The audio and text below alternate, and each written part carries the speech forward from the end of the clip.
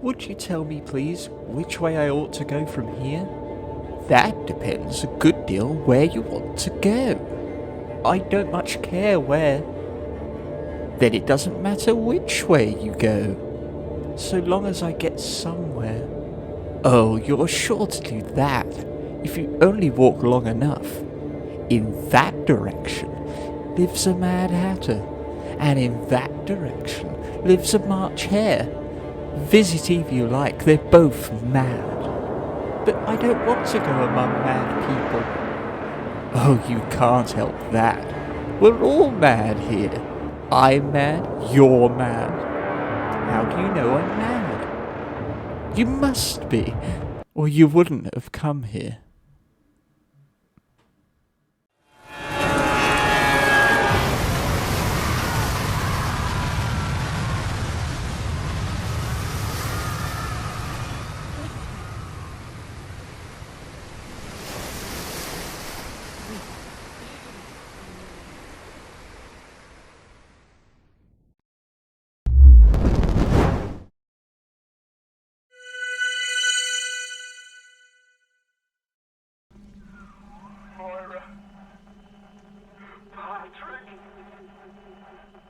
Ain't that just like Ryan? Waits until we're almost out, then he pulls the string. We'll find the bastard.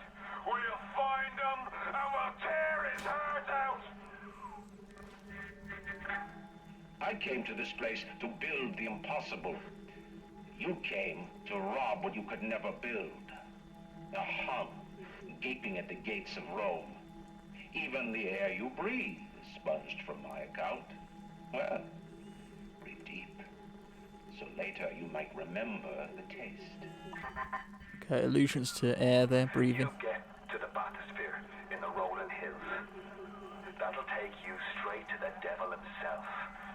And then all debts will be paid in full. Okay, so we know we're heading rolling hills. Atlas is saying that we are going to get this revenge, so I suppose I'm going to get revenge now. But you know, he's done a horrible thing there, so I'm not, you know. I'd like to meet Ryan regardless. I will say that. Yeah, interesting the dynamic that has now been created here. Let me venture forth here. Let me just make sure my notes are in order as we go through here. Okay, yeah, so I want to mention there, actually, it's the first thing I wrote down because I knew I might forget it. He mentioned breathe in there. Breathe deep. You may recall that the splicers, we were told, were being controlled by pheromones in the air that Ryan's putting out there. Which is interesting because we know that Fontaine was in control of the Atom, and, thanks to McDonagh, had a connection with the splicers themselves, maybe perhaps being harnessed in a group, as a collective army. Now, Ryan could still have done that himself, but perhaps the splicers were controlled by Ryan post their rioting and their arrival onto Rapture. That's interesting. Again, it shows that struggle between them. One makes a move, another makes a retaliation move, and back and forth. A war is happening. Okay, we're going to have a little bit of a change of scenery now compared to what we've just walked through. We've walked through the bowels of this place. And now we enter the garden of this place.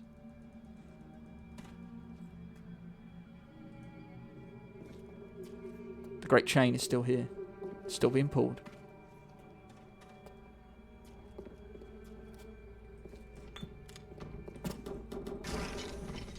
Let's get all loaded up here. Oh, corpse, hello. Little burial chamber here in the garden.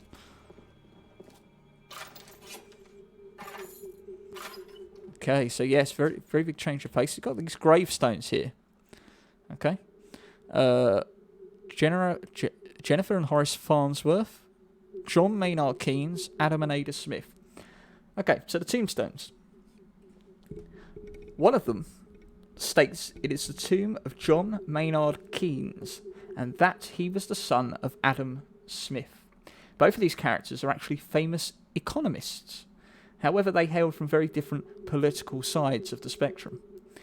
Adam Smith was the first to introduce the concept of a free market guided by an invisible hand, while Keynes was in favour of introducing government regulations through intervention in order to stabilise the markets. Now I'm going to get all into politics, but that is why this is here.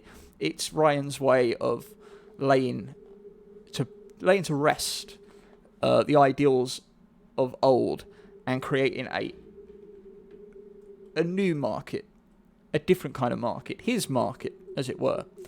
And we're going to see that because we're going to actually enter a market a little bit later on. So it's a great introduction into the capitalistic approach to this utopia and what it's leaving behind. You can't help but think, as we see the tea garden, and you saw my introduction, that we are entering Wonderland. And we are pursuing a white rabbit. Our white rabbit is at the other end of the rolling hills. It's Ryan. Or is it?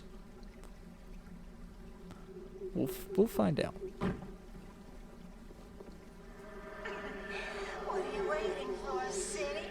It's beautiful. This chapter, in a way, represents a celebration of life itself, as we look on a corpse in merriment, drowning in a little stream in a beautiful environment. Life and the life of the people of Rapture. We're gonna see how people existed here. Seems like some poor blighters have started seeing ghosts. Ghosts? Ryan tells me it's a side effect of this plasmid business. One poor sod's memory is getting passed on to another through genetic sampling. Leaks, lunatics, rebellion, and now bleeding ghosts. Ain't life in Rapture grand? So other people were seeing these ghosts. It does seem to be a side effect of the Atom, and he's linking the Atom to the downfall of other areas of Rapture itself. Is somebody there? Paradise Lost. Someone is calling to us here. Let's go and find out where they are. Hey, can you help me, man? Can you help me out?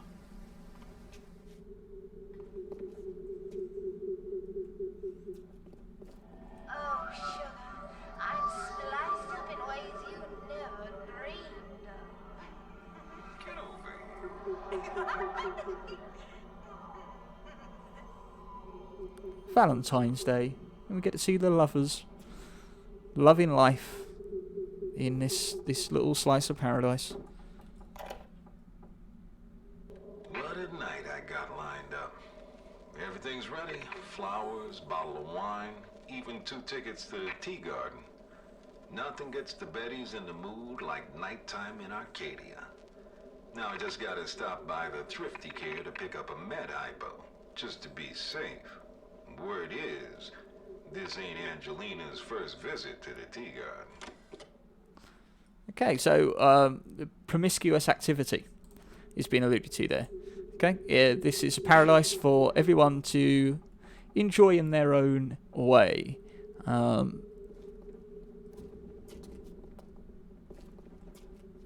Arcadia, Rapture's vacation land. And here, who is Atlas? The question we were kind of confronted with when Atlas's name was bellowed forth by Peach.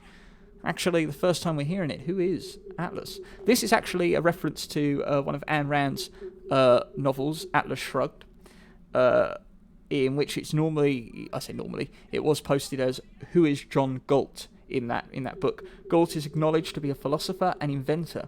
He believes in the power and glory of the human mind and the rights of individuals to use their minds solely for themselves. Sounds a bit like Ryan, actually. Galt had been present in the book's plot all along, playing several important roles, though not identified by name. Okay, hence why there was a question of his identity. Atlas has been present throughout this story and this plot, and plays a very important role. It's an interesting comparison. Maybe there's something to it, maybe there isn't. And of course, we are now entering Arcadia, Rapture's vacation land. Arcadia was a Grecian utopia where one can live in harmony with animals and nature, hence the Wonderland here. It was considered unobtainable, yet it is here. Further defiance of freedom, basically. It was unobtainable on the surface, but here we have the freedom to create it. Okay, yeah, I should bring this up now. Yeah, okay. So the king of Arcadia was a person named Arcus, hence why it's called Arcadia. He was a hunter. In this level, Jack embodies the hunter here. We're going to meet another guardian who's going to send us on another quest. And much like the hunter, we're going to have to hunt down what is requested of us. And I'll come back around to the rest of that later. So let's venture forth into Arcadia itself.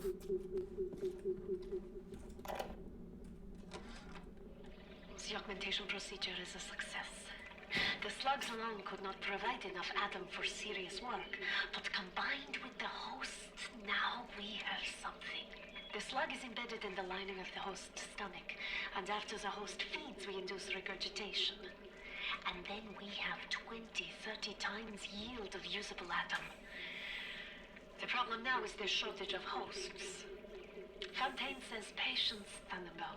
Soon, the first home for little sisters will open, and that problem will be solved. So there we are. We have the true nature of Fontaine here. He's the man behind the harvesting, first of all, the conscription of the little sisters, and then harvesting of the slug and the atom, using the little sisters as vessels, because when you do, you exponentially generate more atom through regurgitation of the slug in symbiosis with the host. Why does it have to be a little girl? Why has Fontaine chose a little girl? Why? That's interesting. It was quite clear by that had already been established as to why. Oh, someone's calling for our help. They're everywhere. Oh, who are? Hello? Hey, can you help me, man? How'd you get up there? Help me out. What? Missed the stairs? Interesting. Uh-oh.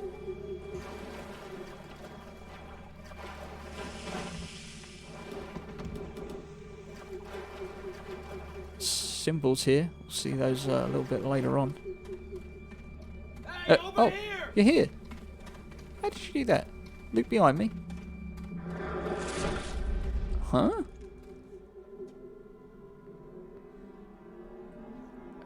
I love how this place is like an indoor-outdoor hybrid. Oh, I suppose it is, yeah. Again, coming across with that harmony with nature, right? You bring the nature inside, and outside you bring humanity, share it together. Yeah, it's kind of, it is very much like that. That symbiosis, which you mentioned with the little sister and Adam, is here with nature itself. And life itself. Life, very important. And look at this mask. That is not my shadow. Hello, beautiful. Hello yourself. So these pagan masks, they're usually used as decoration in rituals, but they can offer a layer of protection. It's ironic, in a way, that we often create personas, and we call them and label them masks, and yet when we do put on a physical mask, we're actually creating anonymity and removing our persona.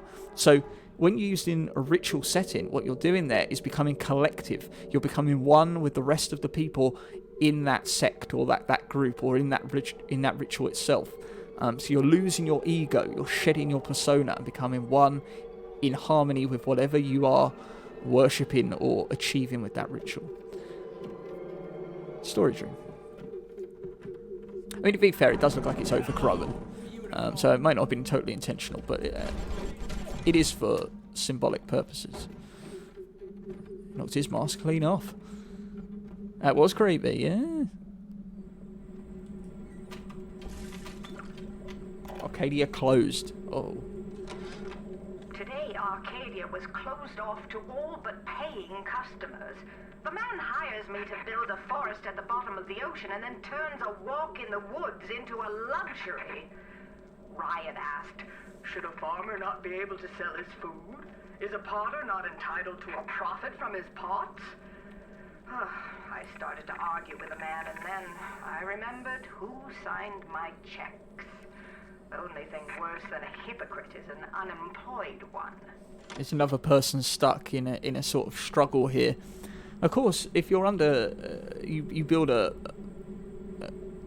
place to live on another planet.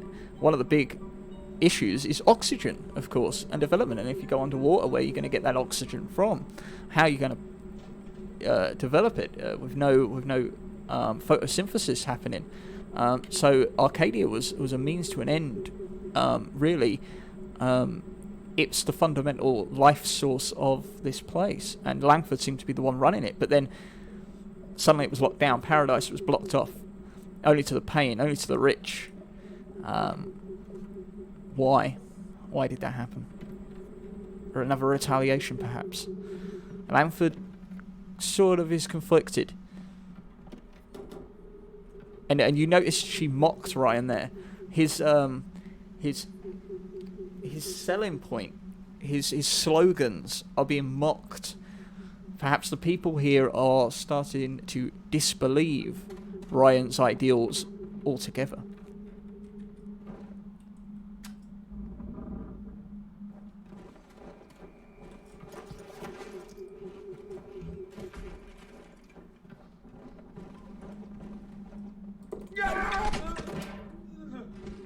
Thank you very much. Okay, alright, I think we're ready to move on here, although I haven't got many bullets, I think I'll change to that.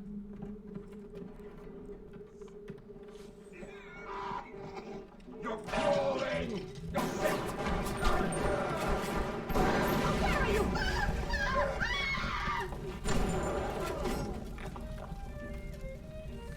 Don't really want to start a fire here. Bloody hell. Nice music. Arcadia Glens. Oh, I'm just going to run through that. There we go. So, reload that. Let's get ready to move on. Nice suit. Nice dress. Ooh. Nice turret.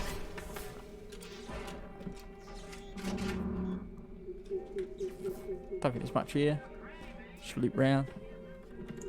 Some goodies. Alright.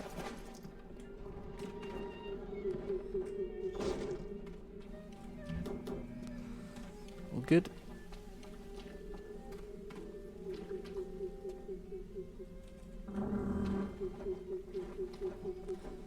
Oh, save time.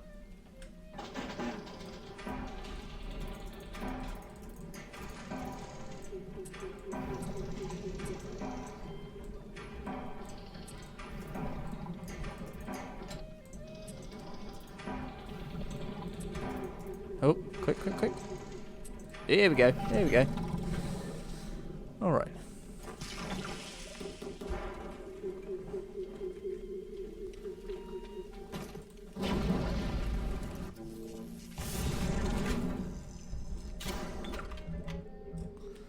Let's get all this junk.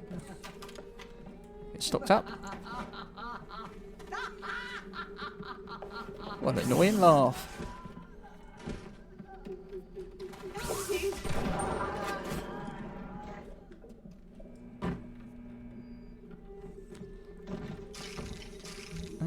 Oh, I thought there was an audio diary in here. I am mistaken.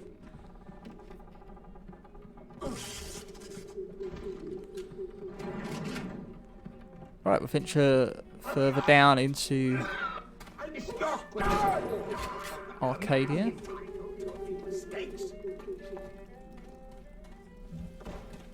I mean, the idea of becoming one with nature is always very appealing. Always sounds rather soothing, doesn't it? Often when you want to break away from the humdrum of life, you always seek a utopia. Many people seek the sun. How's that any different, you know? I'm Oh. smarter than you. That was just a pun on my name, really, then, wasn't it? Seeking sun.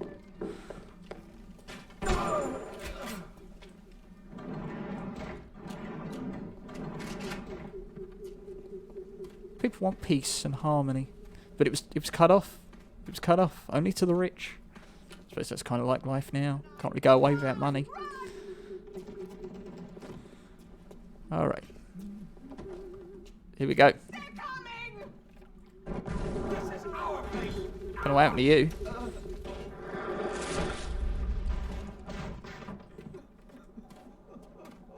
Oh, I can't stand those ones that disappear. Always got to keep track of them.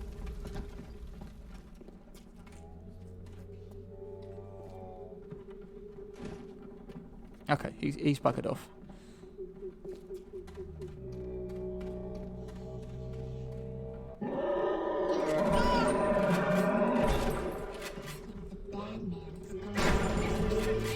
Oh, ow.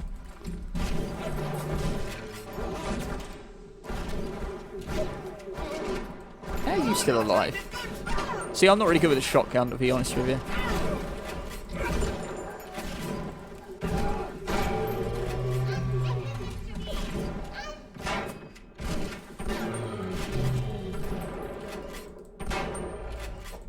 Oh, I'm pleased to get through that.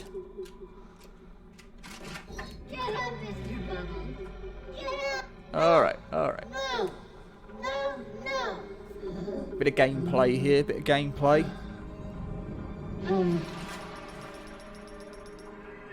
Even in the gathering dark, you light a candle. You have saved the little ones when you might have shown your cruelty. I am sending something your way to demonstrate our thanks.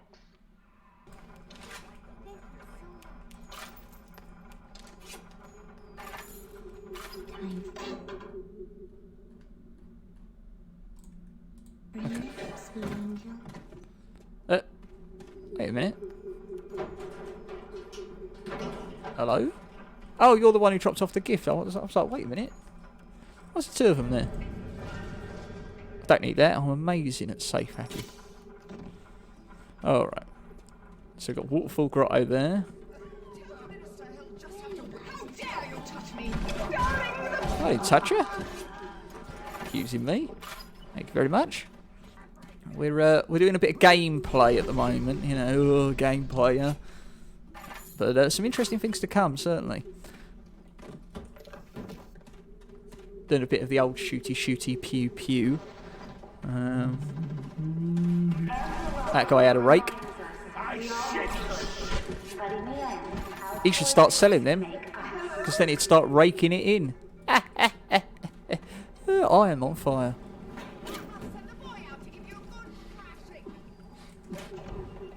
Oh, no, don't know. Tush. Thank you very much. Yeah. Oh, I've never actually said that out loud. That sounded weird. Rake. Yeah, no, yes, exactly. Yes, wrench is always better than rake.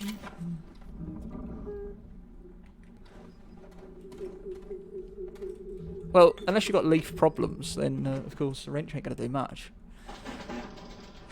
Let's just hack this one. Auto hack. We're going to pick up some more auto hacks anyway.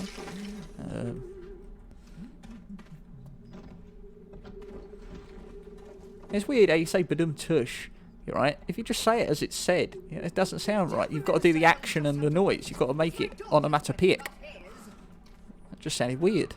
You might hear things about me, see my name about, think what you will. There was a time I cared about politics, but it's just an excuse men use to kill one another. I'm done with all that. I just want to see the sunlight again. Okay, so we're gonna hear some things about Atlas, it seems. Good things, bad things? Not quite sure. But he seemed to be sick and tired of where he was, and he became prominent, he was known. Remember, Atlas was Owls, was the the phrase Peach bellowed forth. What was Atlas's role in the events that led to the state Rapture is in now?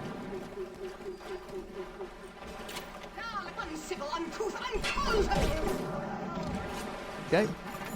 Right. Oh, he's terribly funny, but his wife has put on so much weight.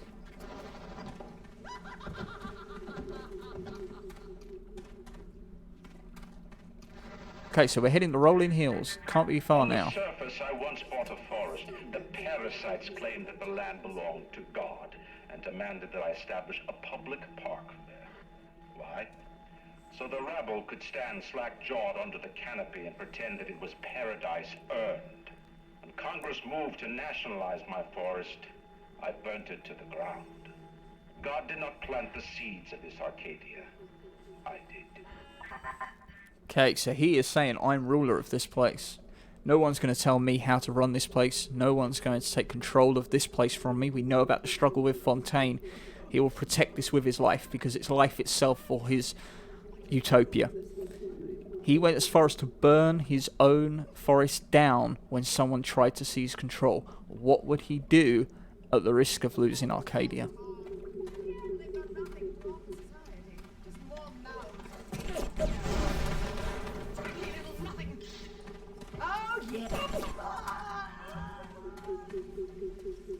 Probably should buy some more ammo. Oh, hello. Have you got a little sister with you at all? Oh, there's only 2 in here. I think the other one's in the Fisherman's Market, actually, so that's not too bad. The minute we came here, Masha started screaming, Mama, Mama, what is that? What is that? I thought she was having some kind of seizure. And then I realized, trees. Never saw one before. Thought they were monsters. Oh, Sammy, maybe we never should have come to this place. Heart-wrenching, because as we know, that is the mother we saw with her husband in a suicide pact after they saw her daughter as a little sister. But that's showing you that, yeah, that's very true. The people that would be born and raised in this place would have no idea of the outside world. Things like trees would be mind-blowing to them, let alone the sky.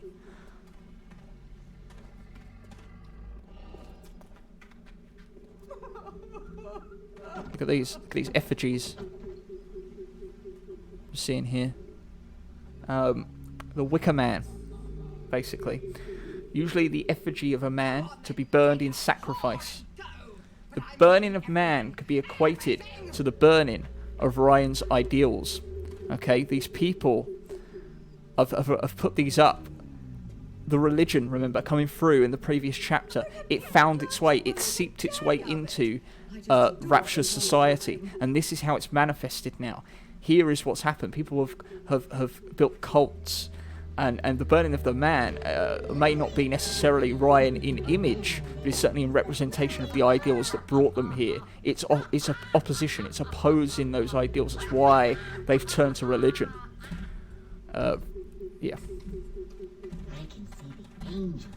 There's also a parallel there, isn't there, between Ryan burning down his forest and the burning of the effigy of the man. That parallel of opposition and opposement and not standing for someone dictating to you. Oh, that's where we need to go. That's the metro. Whoa, what the hell? I'm gonna need you to listen to me. I'm no sort of botanist, but I think Ryan has just killed Arcadia. The man's put something foul into the air. Bottom of the ocean, Boyle. All the oxygen comes from the trees. No trees, no oxygen. Give me a spell to think. He's burnt the forest. Ryan's woman in Arcadia is an old Betty named Lamford. An okay sort, but not above doing a dirty job for $1. If she's still kicking around, I'm sure she's gonna want to save her trees. After all, she planted the damn thing. Oh, there is a little sister here.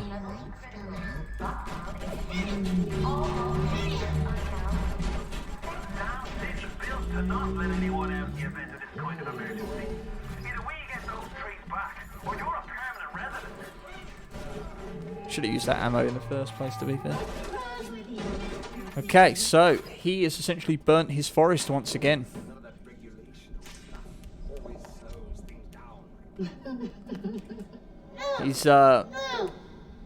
He's seeing ourselves as an intruder. He's seeing Atlas, it appears to be an intruder, and a threat to his ideals once again, much as Fontaine was.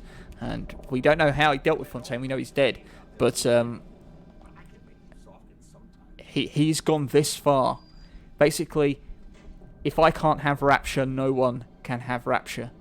He's burning the effigy of his own ideals. So Lamford is the person we were introduced to recently. She runs Arcadia. Definitely more caring of the trees than of people. She is one with nature. She is also our next guardian. Again, we've got now another threshold to pass on our journey.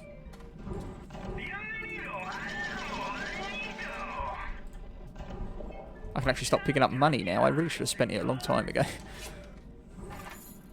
But what is she going to ask us to do? Well, I sort of hinted at that, but we'll see. My trees.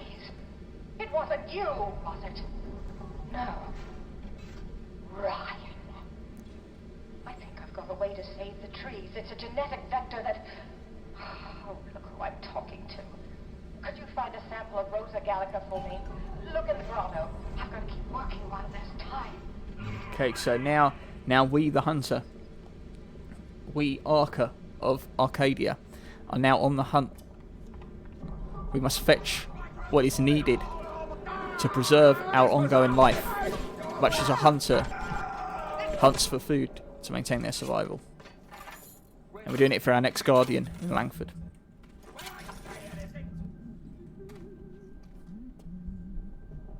Okay. And now these are opened up. Here's the burning of the effigies.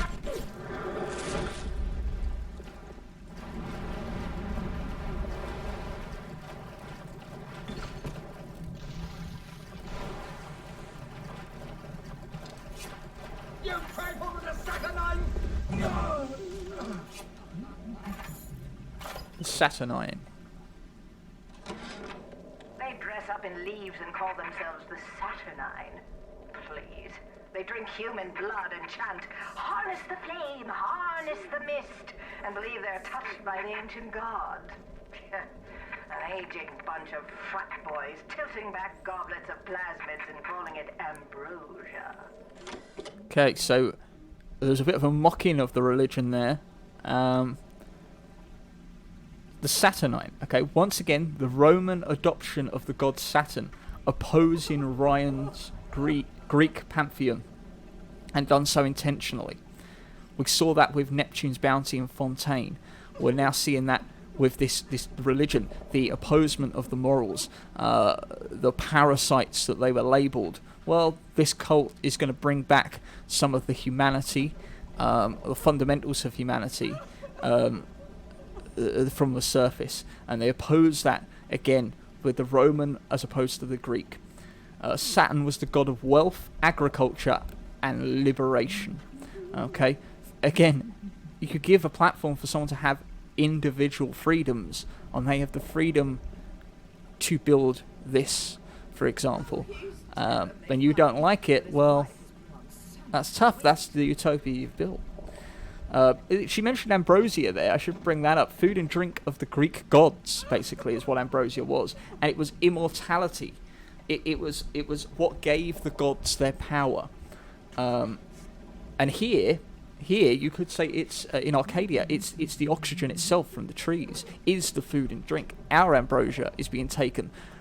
If Rapture's fallen, then all of the Greek pantheon, it's symbolically that Ryan has built here, they're going to lose their life, their life source. And again, that food and drink comes back to the hunter and what we're in pursuit of hunting down and reclaiming here. All ties in. Might be better explained, but it all ties in. We see all these symbols here. The alchemical symbols. A lot of them. We've got the elements there. Planetary metals. Basically, I think this is here to obviously drive home the fact that this is a cult. Cults normally have a lot of symbols that they associate with themselves, and to represent, brand their ideals and their religious philosophy. I think the reason why these symbols are being used, though, is to show how, with the ones chosen, the most important ones, the foundational ones, the elements, shows how important this place is as a whole, and why Arcadia itself could be worshipped, because it represents life itself in Rapture. So I don't think it's any other symbolism there other than that, really. I just check my... Yeah. Basically, if this place falls, much like Ryan has now decided to do, by destroying the trees and thus our oxygen, the foundation itself falls and Rapture crumbles physically. It's a utopia. Rapture is a representation of a man's ideals. So at the moment we're searching for a flower because Ryan, that man, has decided to burn down Arcadia, essentially the oxygen and life of the city. And why? Because he feels he's been challenged and he'll go down with his ship.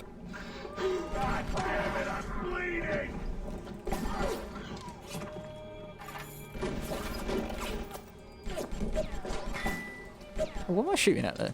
Shooting at pipes. What an idiot. There has been tremendous pressure to regulate this plasmid business. There have been side effects, blindness, insanity, death. But what use is our ideology if it is not tested? The market does not respond like an infant, shrieking at the first sign of displeasure. The market is patient, and we must be too. So Ryan is seeing what Fontaine is developing, and he's not intervening. He's waiting. He's biding his time. He's going to wait for Fontaine to make his move. He do all the work and effort, and then he wants to come in and take advantage of it. He's going to be patient. He's going to let things develop.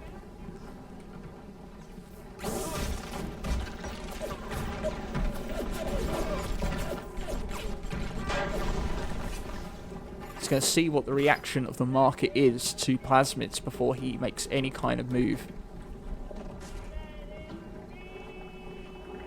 I would even question that Ryan doesn't truly fully understand what the hell Adam is, or how it works.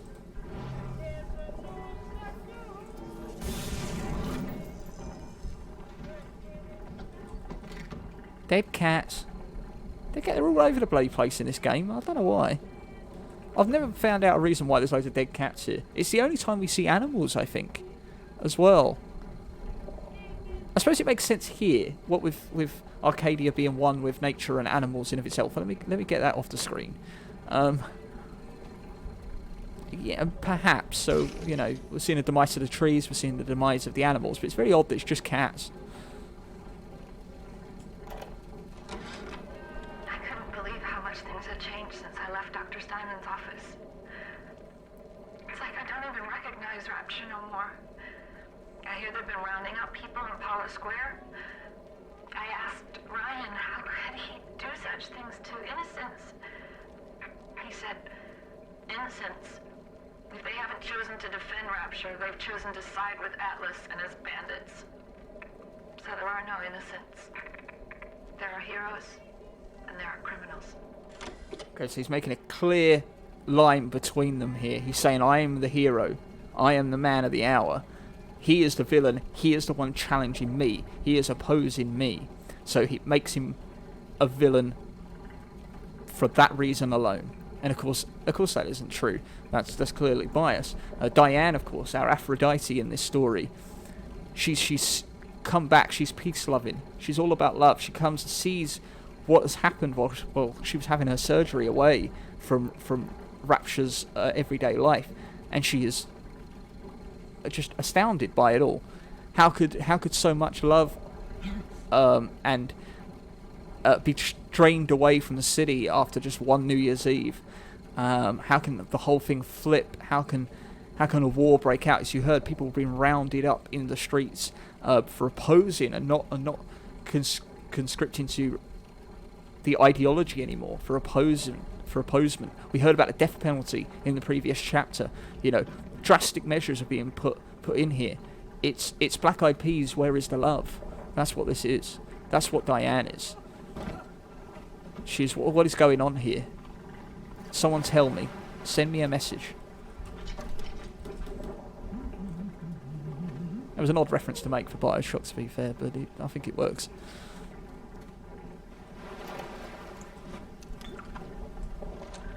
Gregory, don't come whining to me about market forces, and don't expect me to punish citizens for showing a little initiative. If you don't like what Fontaine is doing, well, I suggest you find a way to offer a better product. Interesting. So you could see his patience in play here, because he's even saying, "No, go ahead, compete with the man. Compete with the man. I want to see how far competition drives innovation." Okay, he wants to see how big the market can grow. And ow. Very, very devious. He's trying to almost match Fontaine's way of doing business, as we established in the 3rd chapter there. He's trying to retaliate in kind, but he has to still be the front man. He still has to lay down the laws, as it were, and the rules. Yes, I know about the lockdown. It's absurd. Just give me a minute. The early Lazarus tests are very promising. If the Rosa Gallica bloom, then by God, I know we're in business. Hurry, the lockdown! All right, I'm leaving. But somebody has to find a way to come back to check on these samples. They're very important. Yeah, so we know about the slugs that were discovered down here, but what kind of plant life would grow here, and what kind of perhaps abilities, much like a slug, could they have? This was completely new. This was all innovation. It's all fresh. You could see why it appealed to many in the science community for experimentation. And it seems even the plant life, as well as the animal life, can hold some incredible properties when given the chance to, and given the platform to experiment and discover. So let's take this back, this flower back, and hopefully this might be enough to save Arcadia. I doubt it, it's just a flower, but you never know. Like I say, what kind of properties do they hold? Get that first aid kit.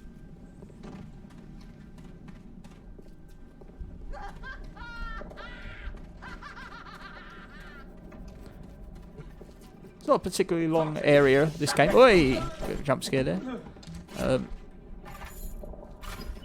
We've got to do a... oh, we've been here. Bit of a fetch quest. You've brought the Rosa Gallica? Oh, what are you waiting for? An engraved invitation?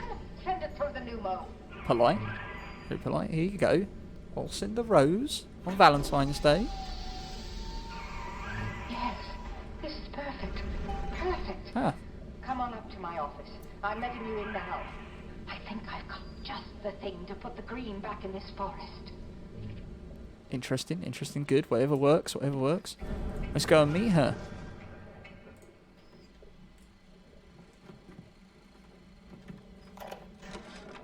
Isn't there anything in this damn place those pagans won't steal? Paper towels, ink pots, witch hazel, chlorophyll solution, even my back issues of National Geographic. They're feathering their disgusting little shrines with it, I suppose. Sick bastards. I've got the security system in this joint hacked, so those tourists won't bite. Come on up to my office. Who says you can't teach an old hound new tricks? This batty plant woman spends 4 years coming up with ways to defoliate trees in the Pacific to scare out the Japs, and now here I am, down at the bottom of the Atlantic, trying to figure out how to do the same thing in reverse. Adam.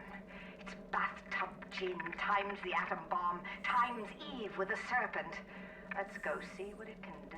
Okay, so now we've got the indication that Adam has now been used in other ways other than the genetic splicing of humans. Somehow, perhaps Lamford has managed to harness Adam with plant life. That seems to be the implication there. Like I say, free for experimentation. And now a new thing has entered the market that could reinvigorate an entire fundamental of life in the botany of plant life. Dr. Julia Lamford, botanist. And here she is. Hello. Julie, we made a business deal, you and I, did we not? Money changed hands. Let me read to you from the agreement. Section 3, subsection 4. Mr. Ryan. Ryan Industries maintains exclusive rights to the creation, use, and exploitation of the Lazarus Vector. Ownership is civilization. Wait, no, please. Without it, Uh-oh. we're back in the swamp. Mr. Ryan.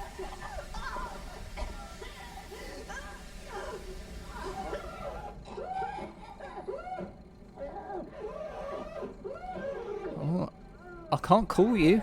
I wouldn't give you. I wouldn't give me your phone number. Oh dear. Oh, gas seeping through. So, Every time we get a yard ahead, Ryan goes and moves the goal line down to the other side of the field. unfortunately so. Ryan has killed Langford. Let's listen to this. I've been killing trees for 25 years.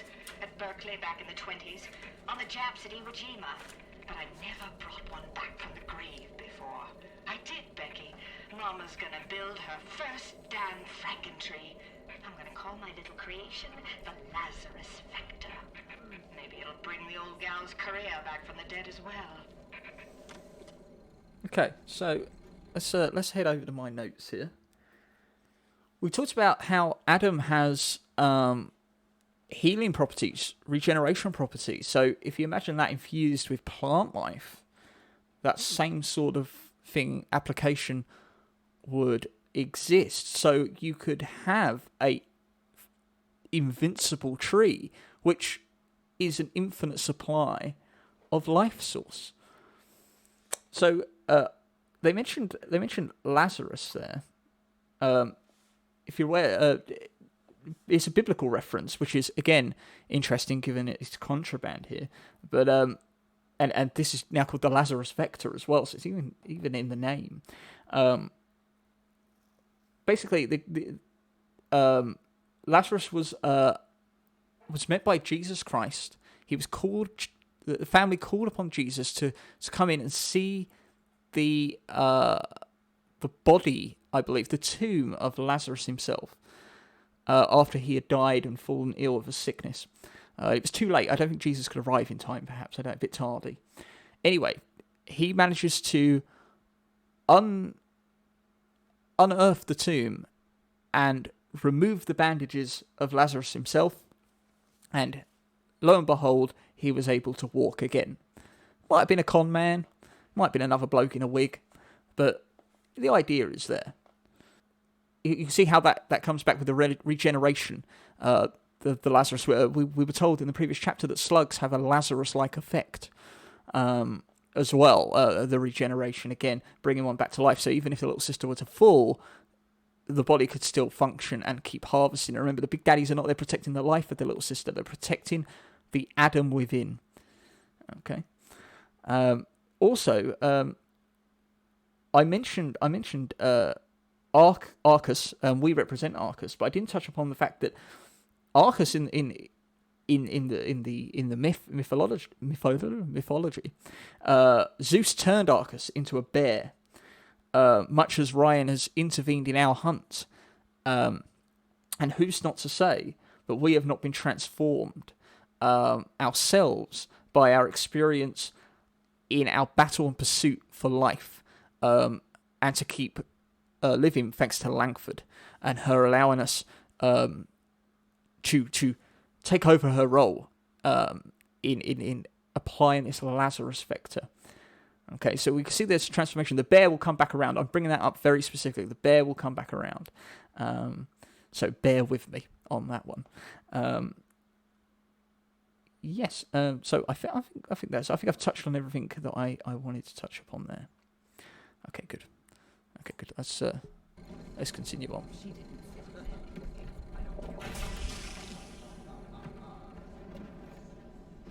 You may be wondering, as I've made connections between many characters and the Greek pantheon, who is Lamford in this situation, in that analogy. Well, we're gonna find out. It's very interesting. Oh yeah, what was the save? Did I write that down?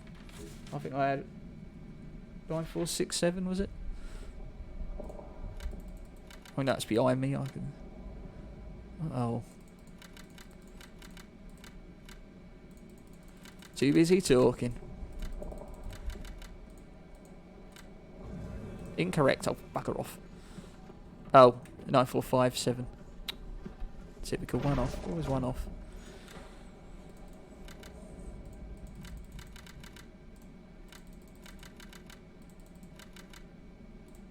Hey. What's the point of being a damn genius if the only ones around to appreciate it are a bunch of spliced up morons?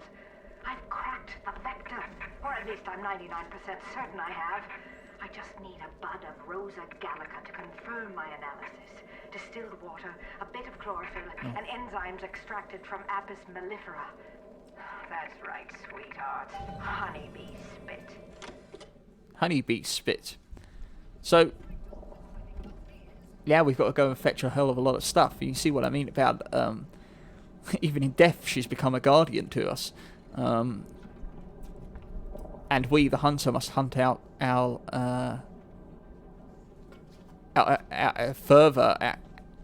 We as the hunter must further hunt out our ambrosia to keep on living. Here is that machine, and we can assume that these trees have all been imbued with that Adam, perhaps. So let's go journey forth and go on a bit of a fetch quest here and create this vector that will save Arcadia. Oh, should have made note of where that was before I came in here. Look at that. I'm honestly just guessing Greek mythology as much. Oh, Demeter maybe. No, it isn't. No. It's actually, if you're aware of Arcadia itself, you'll know who inhabits Arcadia. If you know its history. And we're actually going to come across it. There's only one mention of him to make the connection, other than the name Arcadia.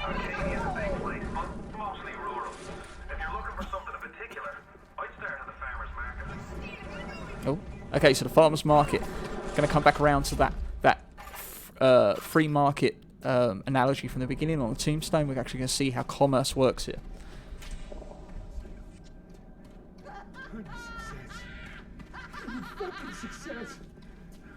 Really, the farmer's market is just there's not much in the farmer's market, to be honest with you. There's a couple of audio tapes that we will pick up, but it's really just a place for us to go hunting.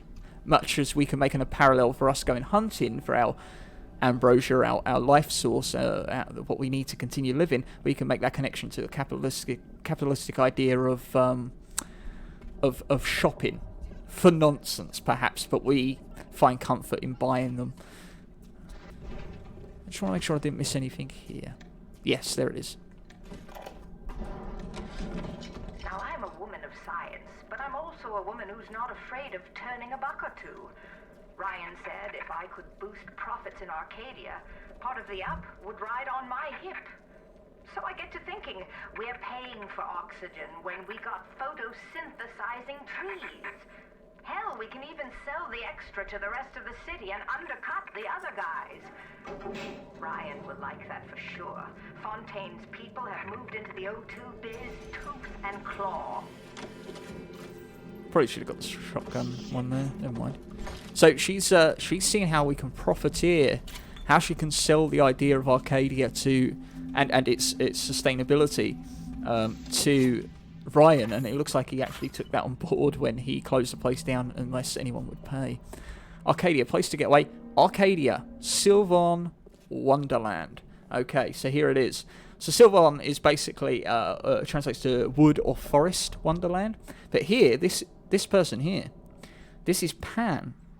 Okay, and here is our connection to Lamford. Pan was the god of the wild and nature, usually depicted as a faun, to show that connection between nature and animal nature. Pan is often connected to fertility. Here we see him trying to woo a young lady. Pan was worshipped in caves and grottos, and isn't it ironic, really, that Lamford would oppose the cult, and yet the Saturnines would actually make their dwellings in the caves underneath Arcadia itself. The word panic derives from Pan. When Pan shouted, panic ensued, much as if Lamford had control over Arcadia herself. And when she lost control, when she was having that internal struggle, she lost control of everyone around her and caused panic, and the Saturnine were born. Pan is said to be the only god to have actually died, which is great, because although we have killed the previous guardians, our previous gods in Steinman and Peach Wilkins, we didn't kill Lamford. She was the only one so far, and may be the only ones in the game to have actually died at the hands of Ryan. Pan has some connections to Satan, which at the very least shows the duality of her mindset when it comes to Ryan the man and Ryan the idea. Again, we've seen her, and she calls herself a hypocrite. She's very self-deprecating because of that, because she doesn't really like Ryan, the individual. But as you can hear, how she's trying to profiteer from this wonderland, and we can see the result here. She's still got the ideals of Ryan, and she's sticking to that, even if she don't like him herself. So there we go. Lamford is Pan in this pantheon, and that one's dead. But let's listen to this first. What makes something like me? I look at genes all day long, and never do I see the blueprints of sin. I could blame the Germans, but in truth, I did not find tormentors in the prison camp, but kindred spirits. These children I brutalized have awoken something inside that for most is beautiful and natural, but in me is an abomination. My maternal instinct. So, Tenenbaum, the scientist, right? She is embodying a masculine energy throughout this story. Like I said, the art side does have a feminine energy, and we will see that. But she's starting to allow the scientific mind to be swayed by her natural emotions. There's a reason why we refer to time as father and as nature as mother. They have the masculine and feminine energies, and for her natural instincts, her motherly instincts are coming forth when she was forced to use these little sisters to embody the Adam. She's becoming protector. She's starting to reason her scientific mind, her pursuit for progress. She's starting to reason it and find balance in herself. That is why I like her. She is in pursuit of harmony within herself, as much as she's trying to resist it. We know now her throwing us the tools to release these girls from their anguish, that she is starting to come around and trying to redeem herself, which is great. I mean,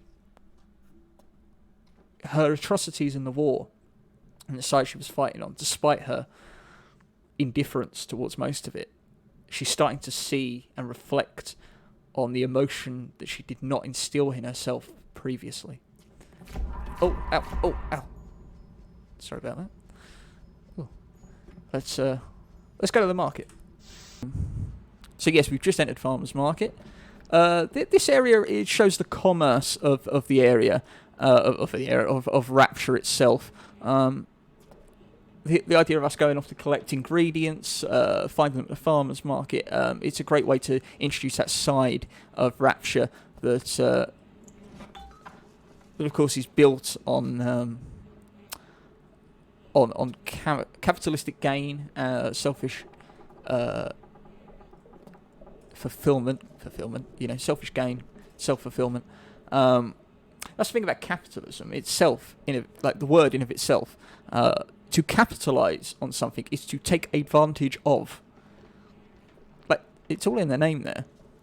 To subscribe to capitalism, to subscribe to the word capitalism, is to be taken advantage of. So, we've got the honey there. We all know that honey's quite key to the... Julie, my here we dear, go. I am trying to run a business here. You want to spend time with my honeybees? Well, I'm going to have to start charging you for the pleasure. If I come out one more time and find you lolling out there amongst my hives, I'm grabbing my shotgun. As to your question, yes, my days in beekeeping school are a blur. But I do seem to remember something about that enzyme you keep blabbing on about. Yep, and that enzyme's very important in restoring these plants back to life using that Lazarus Vector. It's a key ingredient. We see this again. A man creates a parasite, asks, where is my share? And it's right here under the Farmer's Market, the forefront of commerce for Rapture. Basically saying you're getting nothing free here, you pay your way. And you pay the prices that are here. There's no legislation. There's no protection here to your rights.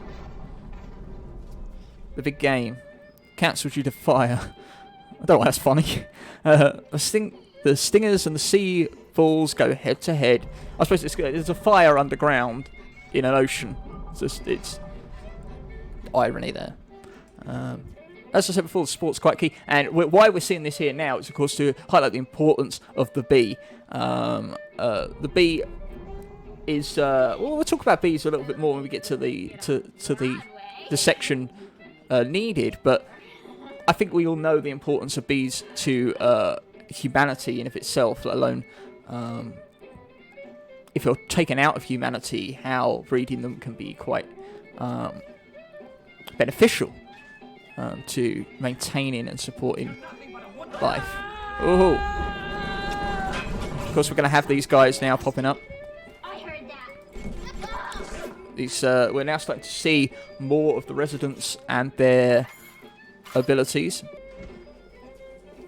Okay, so we can see this place is oh look, best friend. Look at all them dogs. Maybe we could just stay here for the next 3 hours, huh? Look at that one. Yeah, it's like yeah, we're all here for the picture. We're all here. I'm not happy about it, but I'm here. And this one, I just popped along. You know, I was with him, and he dragged me in. He had to do it. He was contractually obligated. I don't mind. I'll pop on the end. Best friend, not best friends. Best friend. Weird. Rapture certified. So it must be like a pet store that's advertising. There's a camera somewhere. Oh, there we go. Get rid of that. The children, with their very long needles, their tuneless songs, their ghastly errands, their ghoulish Frankenstein farce. But we've all placed our hand on the great chain of endeavor. My hand is on it. Fontaine's is on it. We all pull it and are pulled by it. Yes, these children are an abomination. But it is not my hand alone on the chain that created them. No. Their little fingers were right there next to mine. So, as we established in the last stream, the last chapters, Fontaine is the adversary to Ryan here in the market. The market and a platform that Ryan has supplied in Rapture, and Fontaine succeeded and also innovated much more than Ryan ever did. We haven't really seen much of Ryan's actual endeavours, other than Rapture itself and maintaining it, much in a presidential manner. We haven't really seen much of his capitalistic gain, which he kind of established this place for. Like he said, he really wasn't about establishing it for others. It was for his own personal gain. He owned it up to others, so he had a populace to basically exploit. But Fontaine took advantage of that a little bit more, and that he knows that the hand of Fontaine is on that chain. Like we said before, we saw the 3 chains hanging up. The representation of that chain changed. Rather than it all pulling together, it was people pulling the chain in different directions. And that chain is Rapture. That chain is Rapture. Oh, a little bit of hacking here. Oh, this one's very difficult, apparently. And they're not kidding. I can't find the piece. There we go. Quick.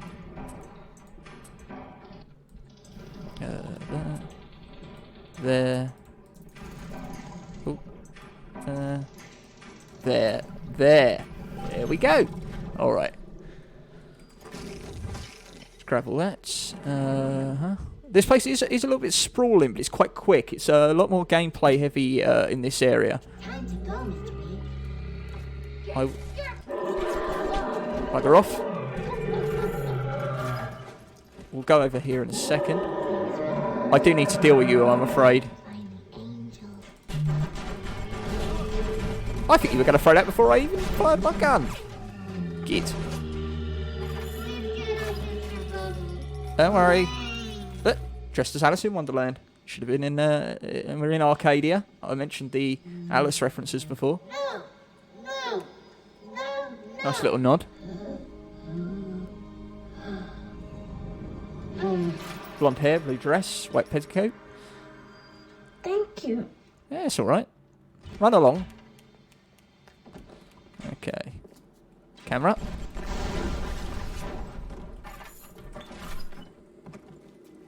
Fontaine's Little Sisters Orphanage, bringing big smiles to little faces. Yeah, and I should mention that last audio diary, Ryan was mentioning their hands are next to mine, their little hands. The implication being that what has happened with the little sisters and how they were, taken into this orphanage or conscripted from their parents and then used was, while it's immoral for us to say that what's happening is in of itself immoral, his platform allowed it to happen. So he's saying that everyone that agreed to come here and agreed to the ideal must stand by what we previously would have considered immoral, because that is the foundation of this place. That we are losing our morals for the sake of progress, and if this is the way to do it, then I'm all for it. But he's trying to say, well, we're all in this. We're all in this together because you came here. Yeah, and yet people obviously had doubts. They started to question Ryan's ideals and their own beliefs. And when that started to happen, independency started to form. There was no longer a collective, much like the former the Saturnites we've met, that acted as a collective in spite of Ryan and his Grace, produce of Rapture. The use of the little girl already in play within Rapture. The familiarity of seeing the little sisters as they once were, just highlighting what we could say the corruption that has occurred, and instilling that fear once again, that doubt in the populace. I think we have to go around the other side for that one. Let's see what we've got here. Fontaine said, "Oh, hello. Where'd you come from?" Fine fruit. Fancy, says the little pig, who went to market. See, there, what they done there? Went to market. Went to the farmer's market. Blue Valley Party Limited. Of course, that song isn't all that cute when you realise it's all about, like, an abattoir. But still. We've got the little sister in this area now, so that's all of them for this whole level.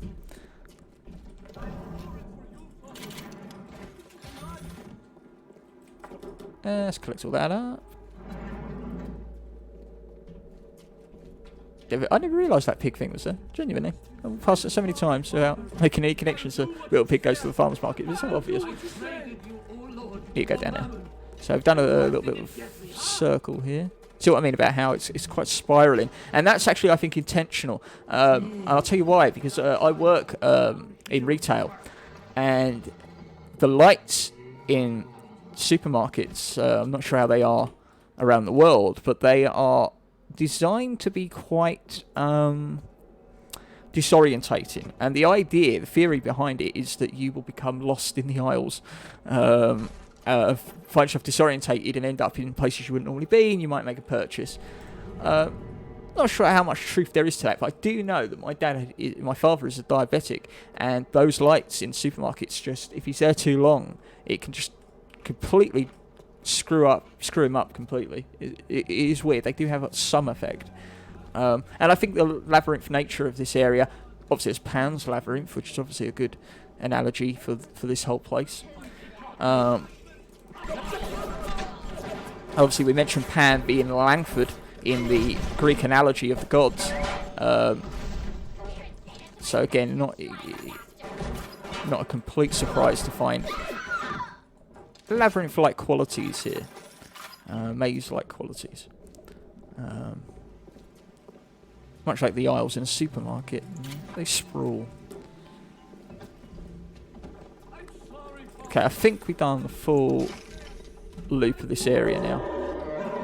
Don't believe we're missing anything here. There is a little thing here. We might as well just hurt ourselves to get some of that. Oh, hello. I've got to be careful not to hit that Baghdaddy? The Baghdaddy. Don't want to hit the Baghdaddy. Because he might put me in a body bag. So I don't want to mess with him if I don't need to. Got the little sister. Need machine gun ammo. I'm going to check down here. Oh, hello. Sitting there waiting, huh? We need the diluted water. There is a lot to pick up, as you can see, like 1 of 7, but actually a lot of them are in. A lot of them are together when you pick them up. So, as I say, not a long area. A nice little opener for the stream, I think. Oh, there is some interesting audios in here. I think there's 2 actually. Yeah. Okay. Just want to make sure there's no enemies around here giving me trouble. All right. Let's do the first one. On my walk today, I had my first encounter with Harold. He, a lumbering palooka in a foul-smelling diving suit, and she, an unwashed moppet in a filthy pink smock. Her pallor was off, green and morbid, and there was a rather unpleasant aspect to her demeanor, as if she were in an altogether different place than the rest of us. I understand the need for such creatures. I just wish they could make them more presentable. See, the aesthetics. We go back to Steinman and how he was a reflection of Ryan. And we saw, remember that line that was written, aesthetics are a moral imperative. And here, he's seeing immorality, and yet all he can think of is how she might want to just clean herself up a bit. This young girl being exploited, being corrupted by this slug, just horrible things happening, and he just thinks, well, have a wash, will you?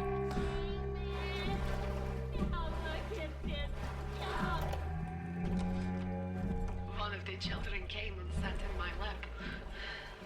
I push her off. I shout, "Get away from me!" I can see the Adam oozing out of the corner of her mouth, is thick and green. Her filthy hair hanging in her face, dirty clothes, and that dead glow in her eye. I feel hatred, like I never felt before, in my chest, bitter, burning fury. I can barely breathe. And suddenly I know, it is not this child I hate.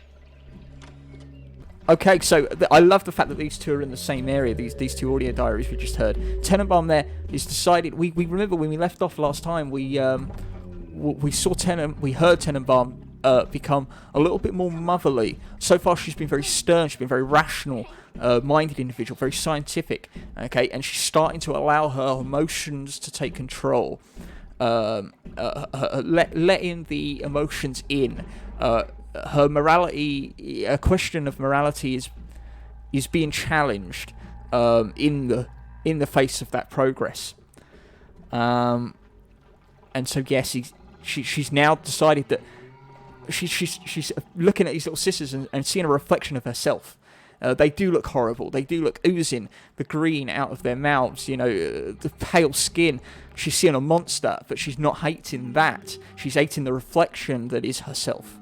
She's starting to question herself. She's starting to hate herself for what she's done. She's changing. She's redeeming. Ryan, on the other hand, he looks at it and says, "Get a wash. I'm not even reflecting on this. I know who I am. I'm safe in who I am."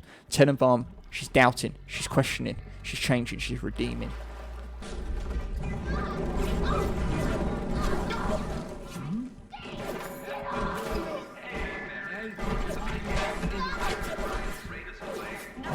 Enemies in this area tend to spawn quite frequently, so it's best to get through it fairly quickly, especially in the B area. We'll get to that.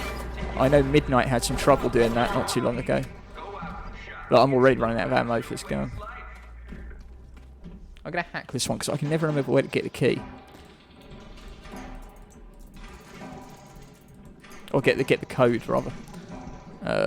We need to go here.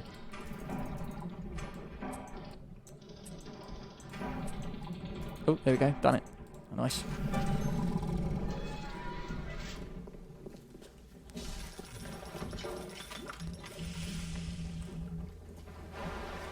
Okay, good.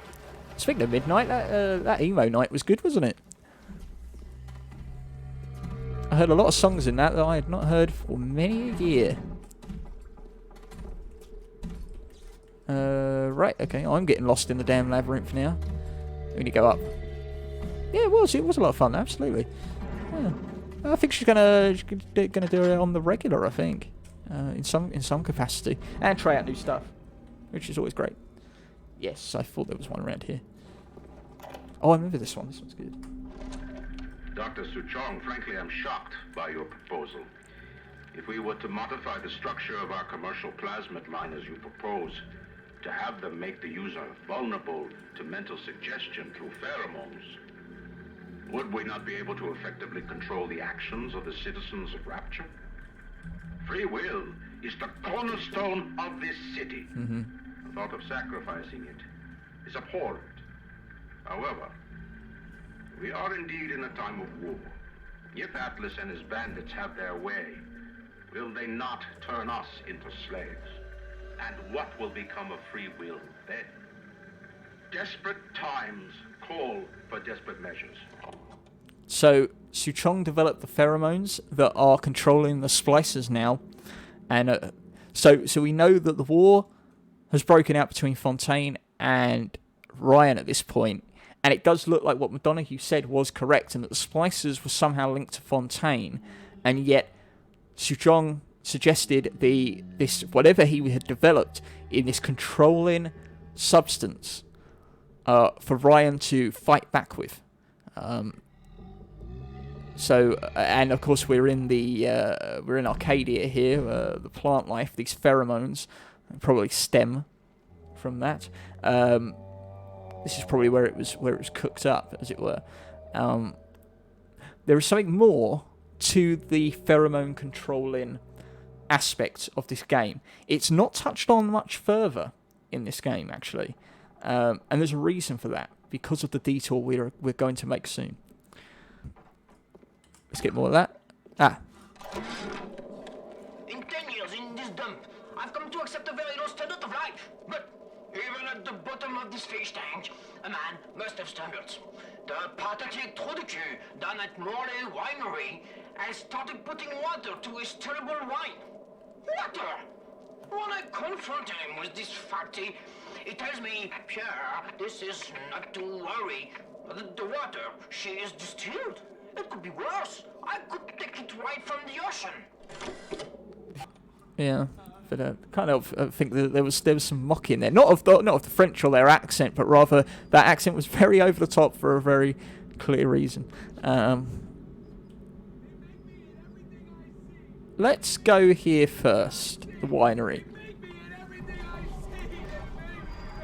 Why do they wear those masks? Maybe there's a part of them that remembers how they used to be, how they used to look, and they're ashamed. Remember, we kind of already figured that out. We already saw clues that they were able to retain some emotional fact. The masks themselves came from the Masquerade Ball at the New Year's riots, which we're assuming is when and again, we can only assume, is when Fontaine initially released his splicers upon the world, and the riots began, and the struggle became a war. Well, that's we could take from that. Why they kept the masks might be is odd. Masks are going to be very important for this stream. I think this is a little bit of foreshadowing of what's to come.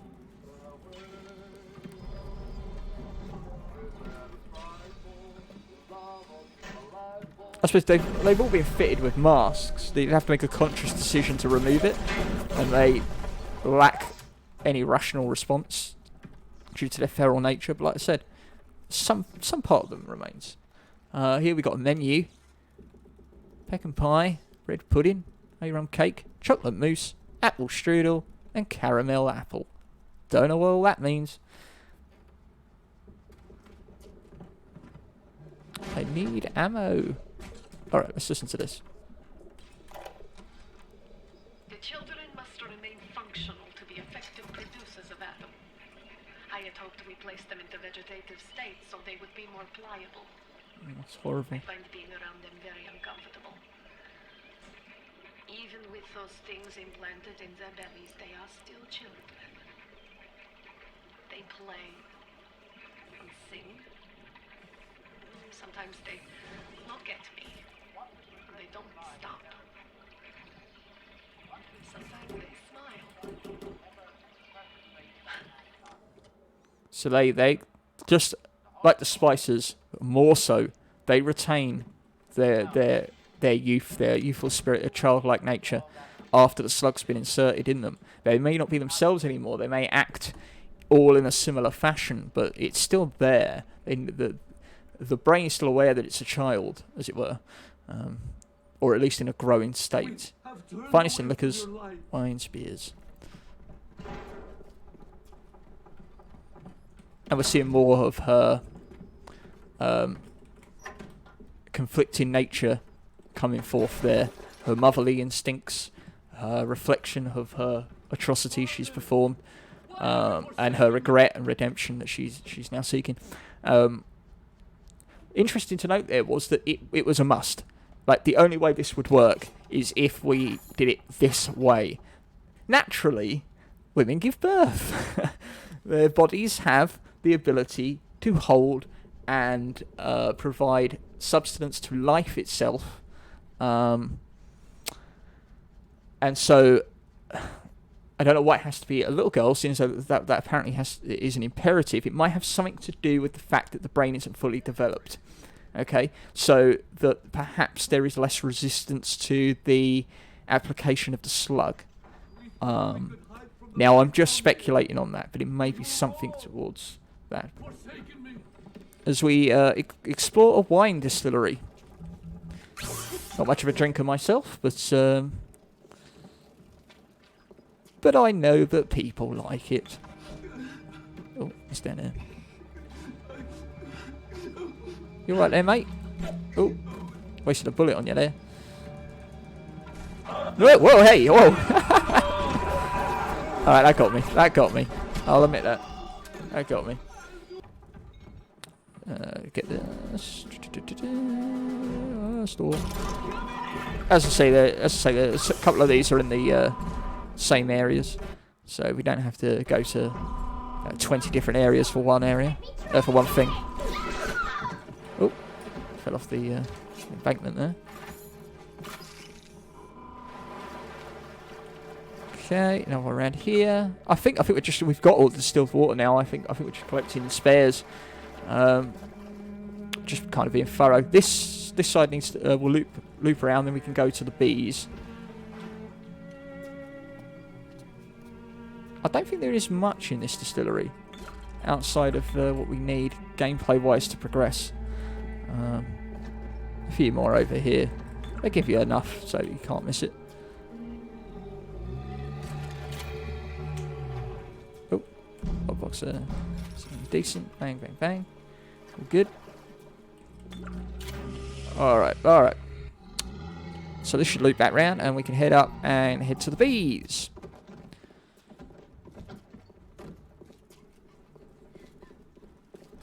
Have I missed anything here? I don't believe I have.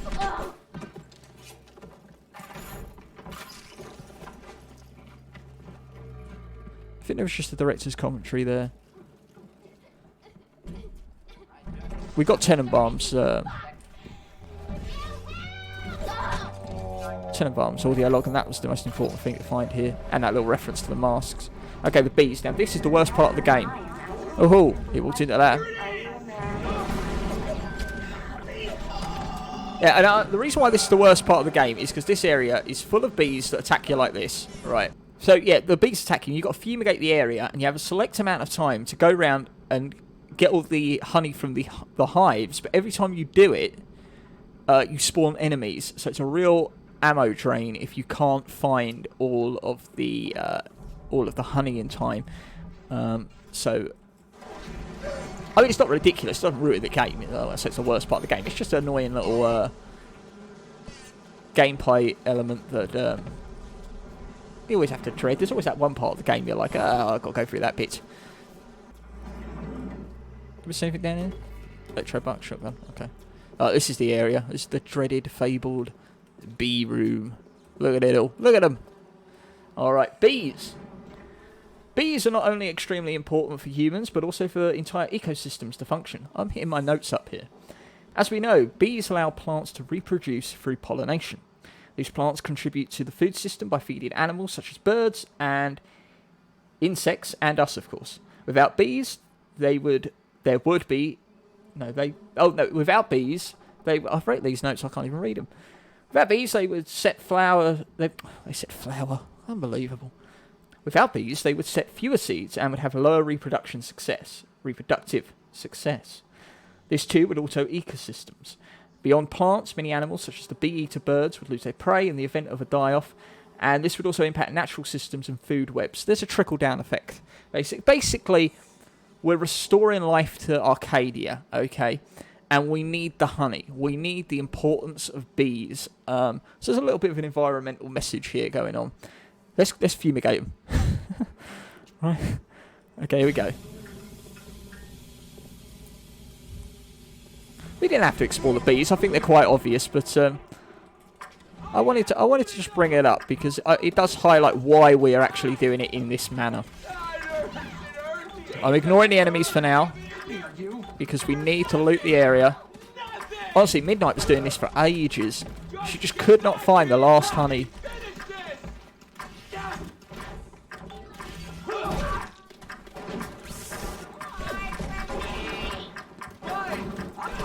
So one more should do it. Should be free. The bees get her? Do the bees actually? Oh yeah, they do. Oh, there you are. Alright. I'm going to hit off Q here. Go for the armor piercing for now. Okay, so we need this bit here and then the rest of that right side. So let's hit the smoker. Okay, now go.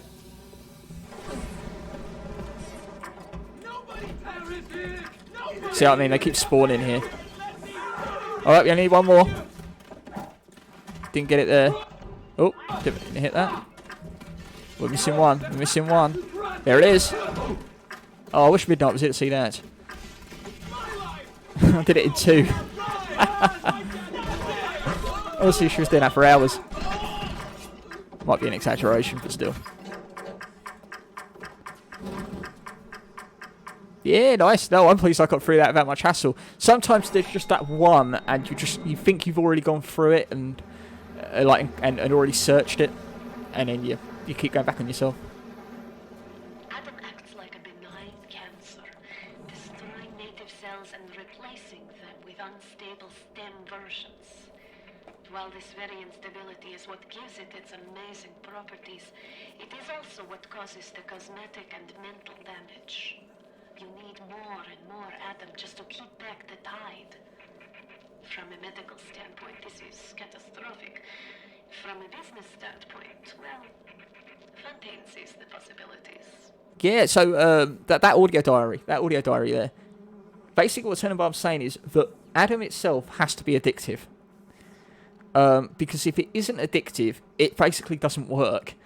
You have to keep refueling yourself for it to latch on to your genes and to have the prolonged effect on your DNA.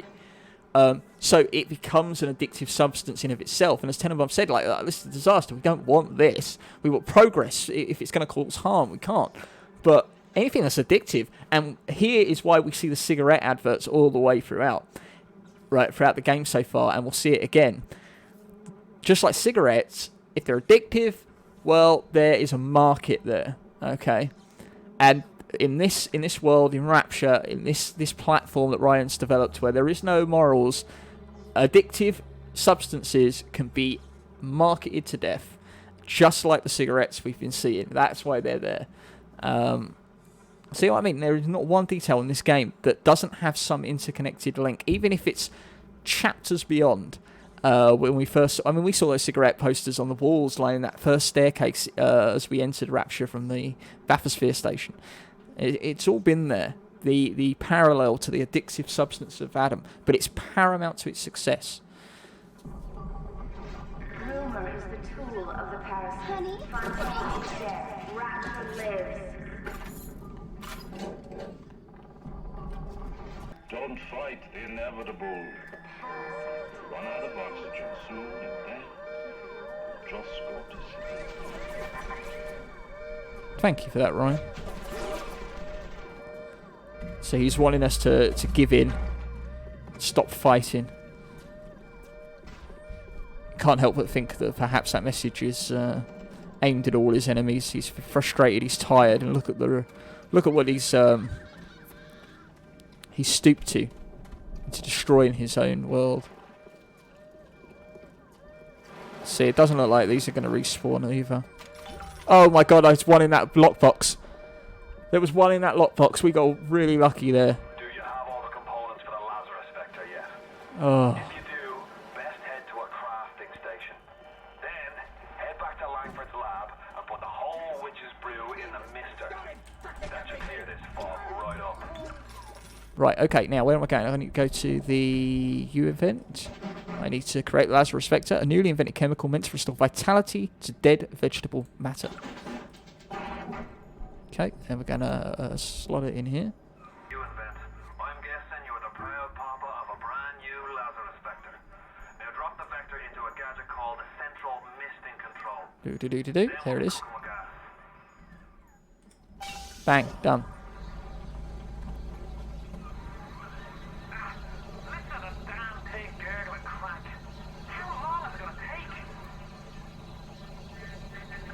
It seems Julie's death didn't provide a clear enough lesson to you. Perhaps this will suffice. Ryan's got your number. No doubt he'll be sending company. Best to head back to the lab entrance and seal her up. Might be the only way to keep the splicers out. Okay, so he sent in his splicers. Remember, those pheromones have... he controls their ebb and flow and movement around Rapture, and he didn't create them. But he has harnessed them to his own use. Might explain how and why Fontaine died, but we don't know that for sure.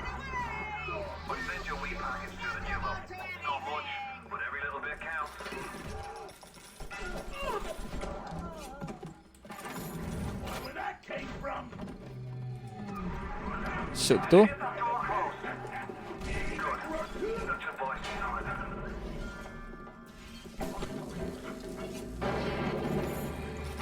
And as I say, he's controlling control them. And this control over people, this control over life itself, is what he's taken away from us and from them, really, by trying to destroy this place. And yet he then flaunts life in our face by saying he can control it and to take my own. It's a weird duplicity, and you have to wonder what Ryan's mental state is like now, given that he was just about to willingly throw it all away, and now we've stopped that. So where is his mind at? Is he willing to continue to fight on for his ideals and fight on in this war that seemingly has already won? Perhaps not. Or is it perhaps... Alright.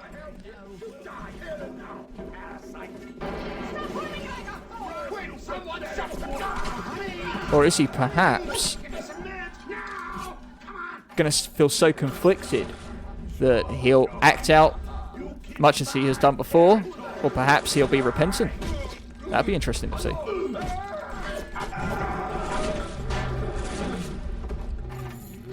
A little bit of an arena here. I've got the Big Daddy fighting back a few in the other room. Volga Tramp? I'm not, I'm 2/3.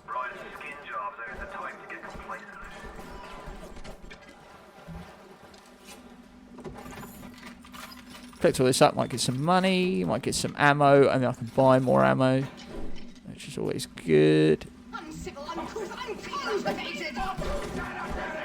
How aggressive they are. Obviously we know they're aggressive, but I mean, even verbally...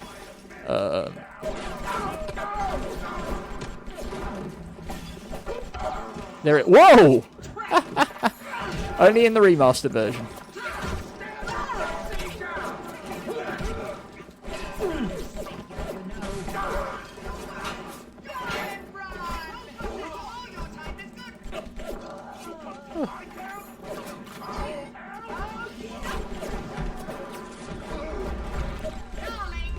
So, Ryan killed Lamford, right?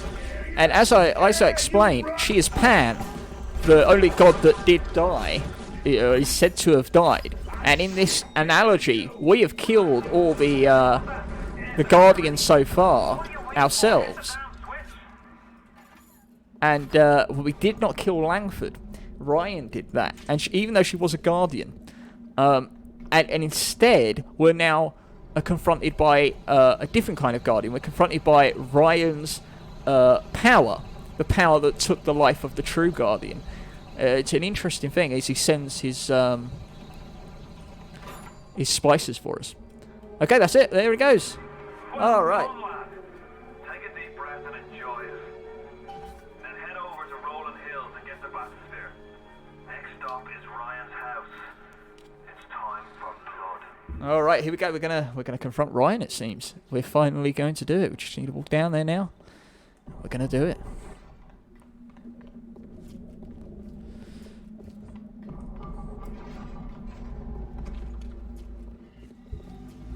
We're gonna actually meet Ryan after all this time.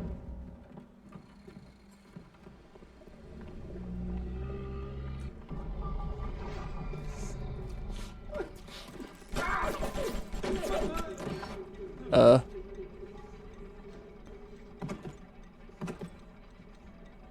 that happened.